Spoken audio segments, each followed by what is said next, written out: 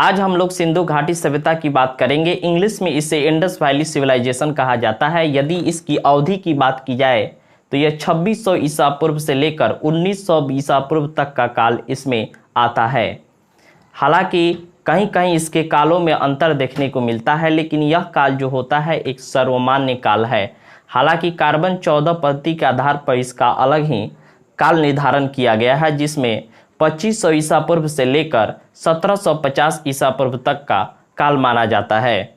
तो ये रह गई काल की बात। अब हम लोग सिंधु घाटी सभ्यता के बारे में जानने की कोशिश करेंगे। हम लोगों ने इससे पहले प्रागैतिहासिक काल के अंतर्गत प्राचीन भारत का इतिहास जब शुरू किए थे तो वहाँ पे प्री हिस्ट्री में हम लोगों ने पाषाण काल को देखा और फिर ताम्र पाषाण काल को देखा, और अब जिस युग में हम लोग आ चुके हैं वह कांस्य युग की बात करेंगे। अर्थात यहाँ के लोग जो हैं वे कांसा धातु का यूज़ करने लगे थे। वे इसके बर्तन और औजार बनाना शुरू कर देते हैं। सिंधु घाटी सभ्यता में कांसे का प्रयोग बहुतायत से होता है। कांसा जो होता है वह तांबे और टीन को मिलाकर बनता है। अर्थात इस बात से स्पष्ट होता है कि सिंधु घाटी के लोग जो होते हैं वे तांबे की जानकारी तो रखते ही हैं, साथ में एक दूसरी धातु टीन की भी जानकारी रखते हैं, और फिर उनको गलाकर उनको मिश्रित करके एक नई धातु का निर्माण करना भी जानते हैं, और उस नई धातु का नाम है कांस्य। इसीलिए इस सभ्यता को कांस्य युगीन सभ्यता भी कहा जाता है। यह सभ्यता जो है आदि ऐतिहासिक काल से संबंध रखता है। इससे पहले जो हम लोगों ने पढ़ा वह प्री हिस्ट्री का भाग था, प्राग ऐतिहासिक काल का भाग था, प्राक हिस्ट्री का भाग था, प्राक इतिहास था। उसमें हम लोगों ने दो सभ्यताओं को देखा था, पाषाण काल और ताम्र पाषाण काल, और इन लोगों को लिखने की जानकारी नहीं थी। प्राग ऐतिहासिक काल में मानव को लिखने की जानकारी नहीं थी, जबकि उसके बाद जो काल आता है वह आदि ऐतिहासिक काल का आता है, और आदि ऐतिहासिक काल में मानव को लिखने की जानकारी तो हो जाती है, लेकिन उन्होंने क्या लिखा इस बात को हम नहीं जानते हैं, अर्थात हम इसे पढ़ नहीं सकते हैं। सिंधु घाटी की सभ्यता क्यों फेमस है? यह सिंधु घाटी की सभ्यता एक ऐसी महत्वपूर्ण सभ्यता है जहां से हमारे भारत के इतिहास का जन्म होता है, यहां से निर्माण होता है। अगर सच में बात की जाए तो यहीं से हमारा इतिहास जो होता है वह शुरू होता है। सिंधु घाटी की सभ्यता जो है वह एक शहरी सभ्यता बन चुकी है। हम किसी भी संस्कृति को सभ्यता तब कहते हैं जब उसमें शहरीकरण का विकास होता है, उसमें नगर का बीज उत्पन्न होता है।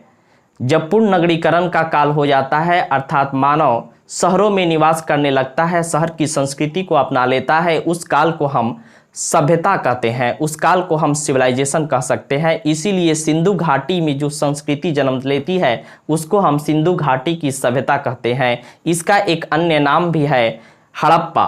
हड़प्पा के नाम पर, हड़प्पा जो होता है वो सिंधु घाटी सभ्यता का एक स्थल है जिसके नाम पर इसका नाम, सिंधु घाटी की सभ्यता को हड़प्पा सभ्यता के नाम से भी हम लोग जानते हैं। हम यह तो जानते हैं कि जितनी भी सभ्यताएं होती है वो नदी के किनारे ही जन्म लेती है। सिंधु सभ्यता भी जो है वो सिंधु नदी के किनारे विकसित होती है।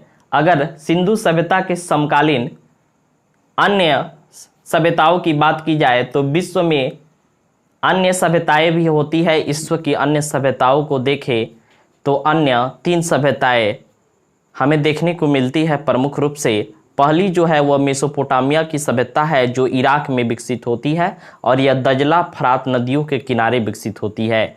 दूसरी सभ्यता जो है वह मिस्र की सभ्यता है और वह नील नदी के किनारे विकसित होती है। तीसरी सभ्यता जो होती है वह हमारी सभ्यता होती है, अर्थात सिंधु घाटी की सभ्यता होती है, भारत की सभ्यता होती है, जो सिंधु और सरस्वती नदी अर्थात हाकड़ा या घाघरा नदी के किनारे विकसित होती है। प्रमुख रूप से सिंधु नदी के किनारे विकसित होती है। और चौथी जो सभ्यता है विश्व की वह है चीन की सभ्यता जो वोल्गा नदी के किनारे विकसित होती है। सिंधु सभ्यता की उत्पत्ति की बात करें तो इसके पीछे एक इतिहास है, बड़ा ही इंटरेस्टिंग इतिहास है। यह 7वीं शताब्दी की एक घटना है जब पाकिस्तान के पंजाब प्रांत में लोग घर बनाने के लिए मिट्टी को खोदते थे, लेकिन वे इस बात को नहीं समझ पाते हैं कि यह सभ्यता जो है एक भारत की इस उपमहाद्वीप की सबसे पुरानी सभ्यताओं और महान सभ्यताओं में से एक है। और यह घटना जो है 7वीं शताब्दी ईसा पूर्व की घटना है, जो काफ़ी प्राचीन समय की बात हो गई। और उसके काफ़ी समय बाद 1826 में एक चार्ल्स मेसन नाम के व्यक्ति होते हैं जो सर्वप्रथम इस सभ्यता को देखते हैं।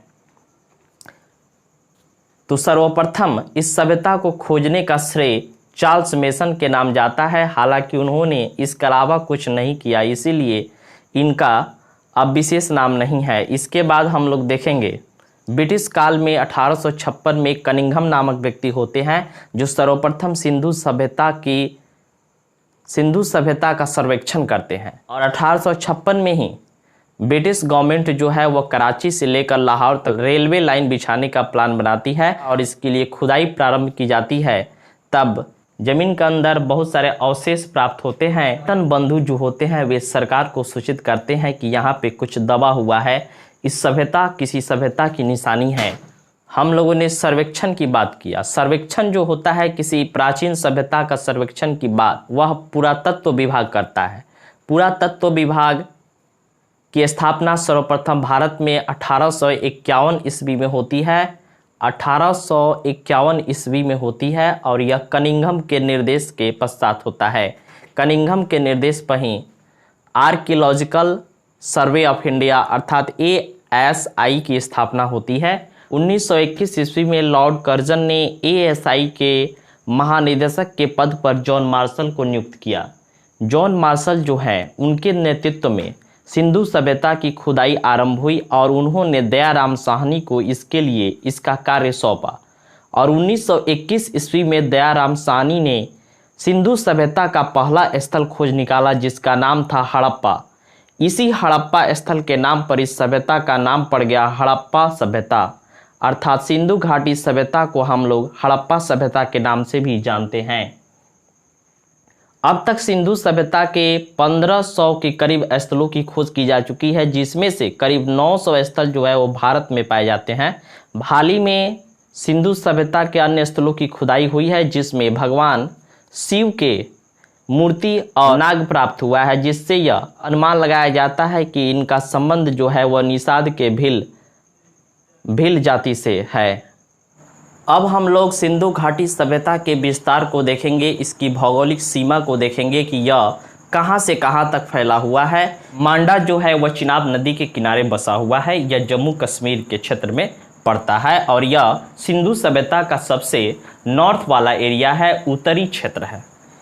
अब जब हम दक्षिणी क्षेत्र की बात करते हैं तो दक्षिणी क्षेत्र में सिंधु सभ्यता का दायमाबाद वाला भाग आता है जो महाराष्ट्र में पड़ता है। हमने दायमाबाद को ताम्रपाषाणिक संस्कृति में भी पढ़ लिया था कि यह अहमदनगर जिला का क्षेत्र है।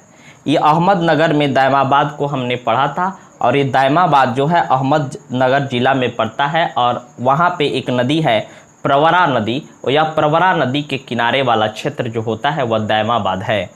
पश्चिमी सीमा की बात करें तो यह नाम आता है सूतका गेंडोर। यह बलूचिस्तान में पड़ता है, पाकिस्तान में पड़ता है, यह दास्क नदी के किनारे है। और यदि सबसे इसके पूर्वी स्थल की बात करें तो यह भारत के आलमगीरपुर यूपी वाले क्षेत्र में पड़ता है। सबसे इसका पूर्वी एरिया जो होता है वह आलमगीरपुर में है जो यूपी के क्षेत्र में पड़ता है और यह जो है हिंडन नदी के किनारे बसा है। हिंडन नदी जो है वो यमुना नदी की सहायक नदी है। इस प्रकार हम लोगों ने इसके सीमा को देख लिया, भौगोलिक विस्तार को देख लिया।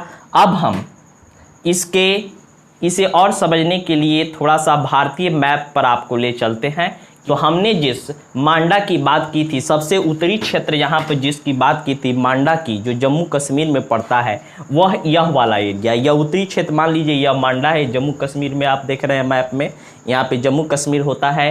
तो यहाँ पे मांडा वाला एरिया जो होता है यह 1 नंबर हो गया, उत्तरी क्षेत्र हो गया। फिर इसके नीचे चले जाइए जहाँ पे हम लोगों ने दायमाबाद को देखा था महाराष्ट्र में, ये दायमाबाद, ये वाला एरिया को जो हम लोगों ने देखा था, ये वाला एरिया ये दायमाबाद हो गया, महाराष्ट्र हो गया। यह उत्तरी क्षेत्र हो गया, यह दक्षिणी क्षेत्र हो गया।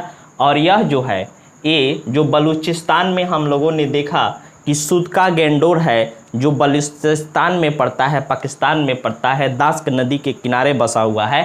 तो यह जो था ये सूतका गेंडोर है और यह पश्चिमी पश्चिमी विस्तार है। यह सिंधु घाटी सभ्यता का पश्चिमी वाला विस्तार है, पश्चिमी भाग है, पश्चिमी विस्तार है। और पूर्वी विस्तार को देखें तो यहाँ 3 नंबर से मैंने इंगित किया है। यह जो होता है सिंधु सभ्यता का पूर्वी विस्तार है और यह आलमगीरपुर है। आलमगीरपुर जो है वह यूपी वाले क्षेत्र में पड़ता है। इस प्रकार मैप के माध्यम से आप चारों स्थलों की जानकारी हासिल कर लिए। अब हम लोग सिंधु सभ्यता के विकास के चरण को देखेंगे कि सिंधु सभ्यता का विस्तार जो होता है वह किन चरणों में होता है। सिंधु सभ्यता के विकास के चरण की बात करें तो पहला चरण जो आता है वो प्रारंभिक हड़प्पा चरण का काल आता है, जो 3300 ईसा पूर्व से लेकर 2600 ईसा पूर्व तक का काल इसमें आता है।